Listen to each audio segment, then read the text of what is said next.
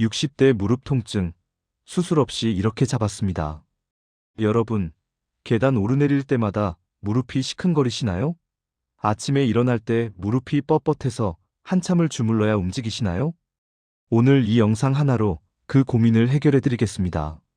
저도 사실 아버지가 60대 초반에 무릎 인공관절 수술을 받으셨습니다. 수술 전 몇 년간 고생하시는 모습을 지켜보면서 조금만 더 일찍 올바른 방법을 알았더라면 하는 아쉬움이 컸습니다. 그래서 저는 이 콘텐츠에서 어떤 보조제 광고도 특정 병원 홍보도 하지 않습니다. 오직 현장에서 검증된 여러분이 오늘 당장 집에서 시작할 수 있는 방법만 전해드립니다.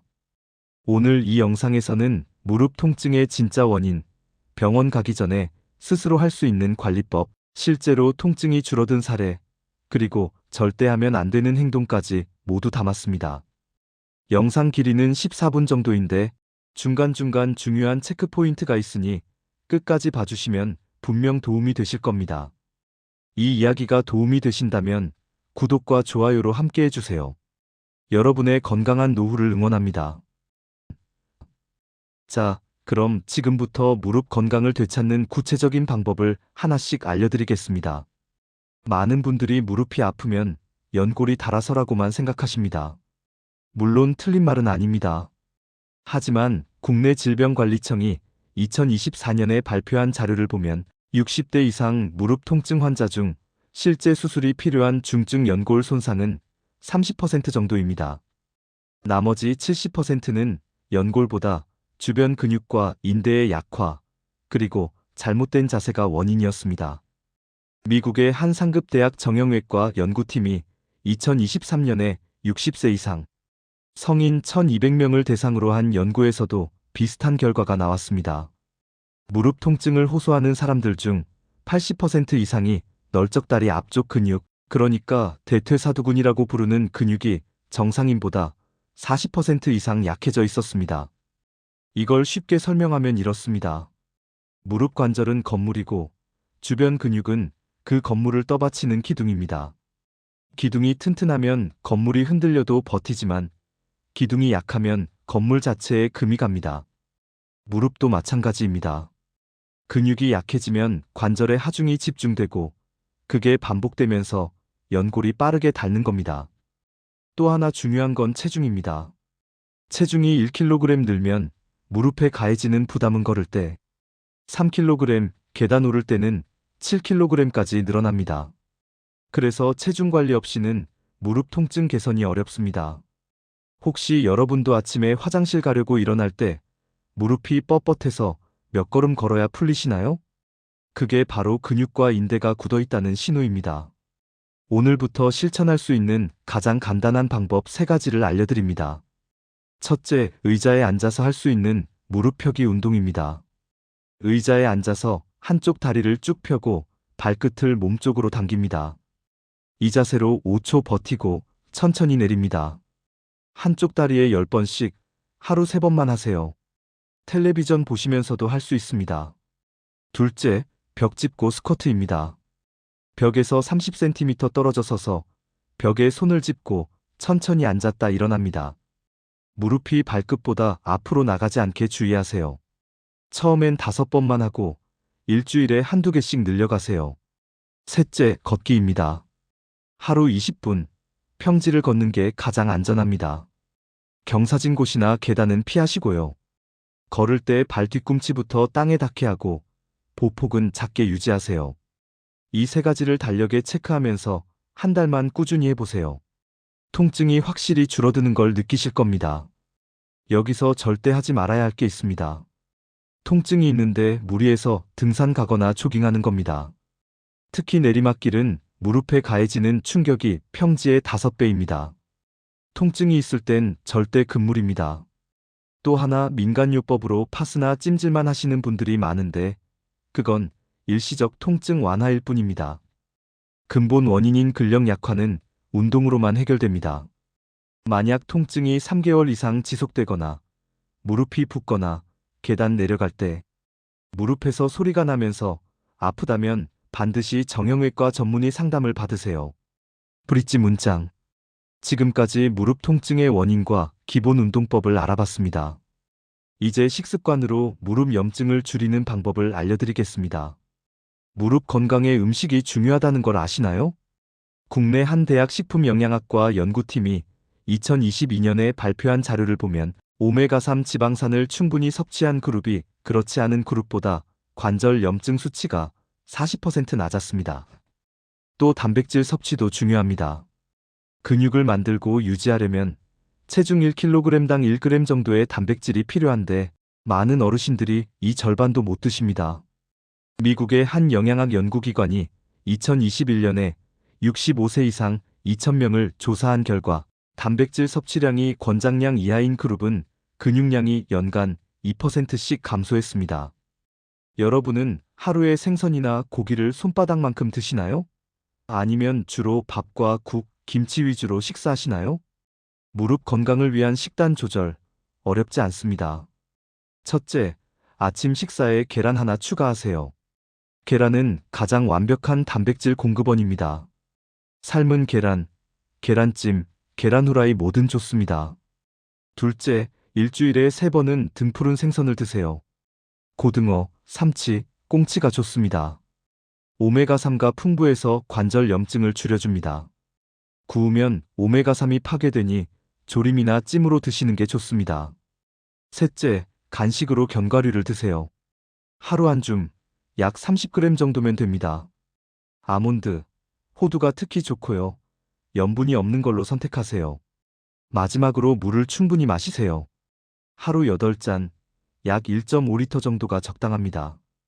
관절 윤활액을 만드는데 물이 필수입니다. 절대 피해야 할 음식도 있습니다.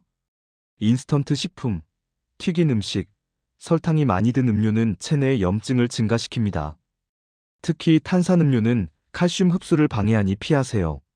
또 술도 관절에 좋지 않습니다. 알코올은 관절 주변 염증을 악화시키고 뼈의 밀도도 낮춥니다. 당뇨나 고혈압 약을 드시는 분들은 식단 변경 전에 담당 의사와 상담하세요. 특히 혈압약 중 일부는 칼륨 섭취량의 영향을 받습니다. 식습관 개선으로 염증을 줄였다면 이제 실제 사례를 통해 변화의 과정을 확인해 보겠습니다. 작년 3월 복지관 무릎 건강 프로그램에 73세 김영수님이 오셨습니다. 영수님은 5년 전부터 무릎 통증으로 고생하셨고 최근 1년은 장 보러 가는 것도 힘들어서 거의 집에만 계셨습니다. 병원에서는 인공관절 수술을 권했지만 수술이 무서워서 계속 미루고 계셨습니다. 처음 만났을 때 영수님의 무릎 굽힘 각도는 90도밖에 안 됐습니다. 정상이 130도 정도니까 많이 굳어 있었던 거죠. 걷는 속도도 분당 50m 정도로 매우 느렸습니다. 저는 영수님께 2가지를 제안했습니다. 첫째, 매일 제가 알려드린 의자 운동 3가지를 하루 3번씩 하기. 둘째, 단백질 섭취량 늘리기.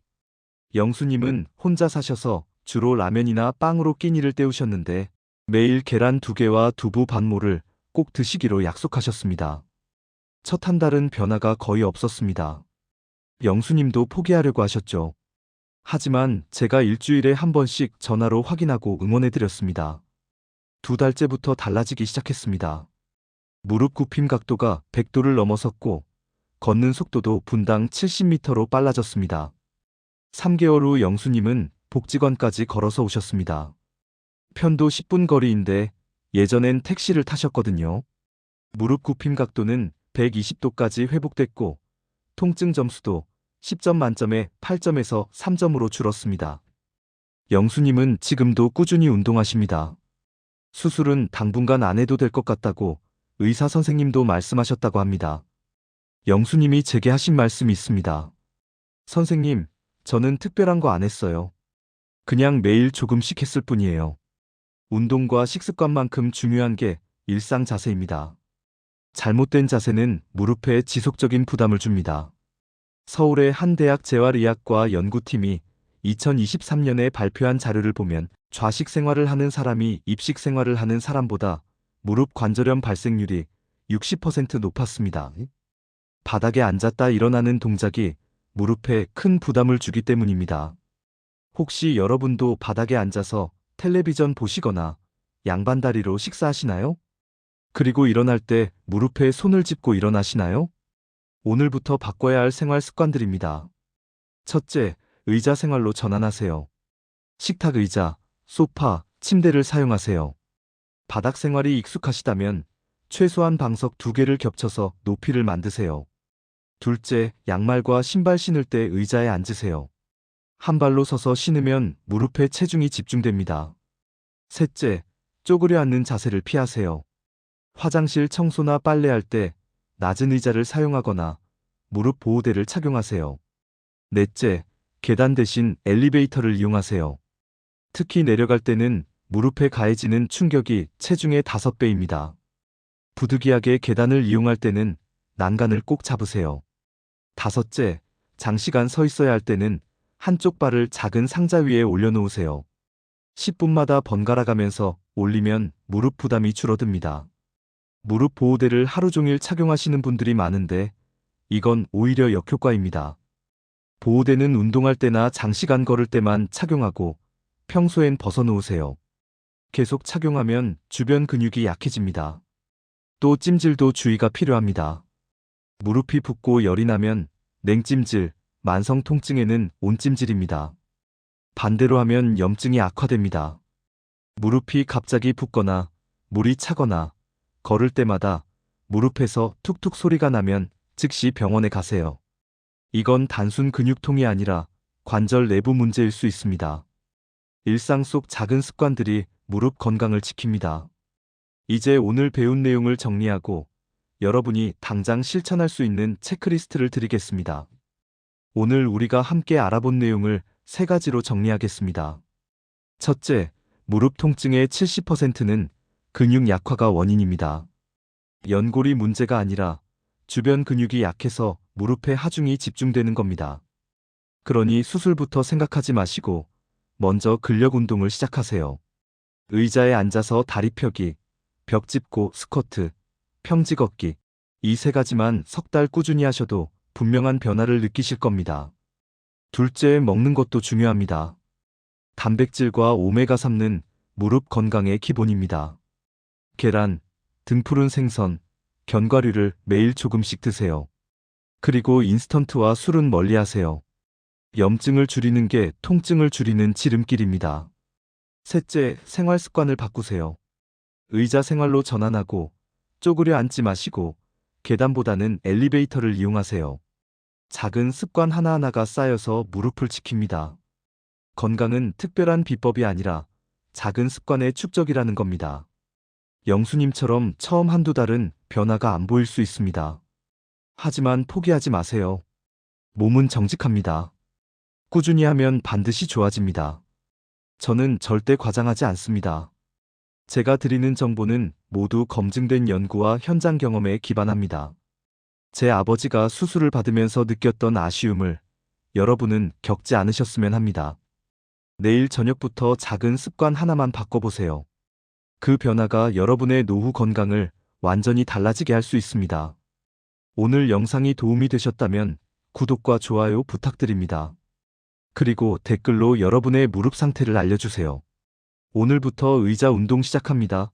이렇게 한 줄만 남겨주셔도 좋습니다. 여러분의 건강한 내일을 응원합니다. 감사합니다.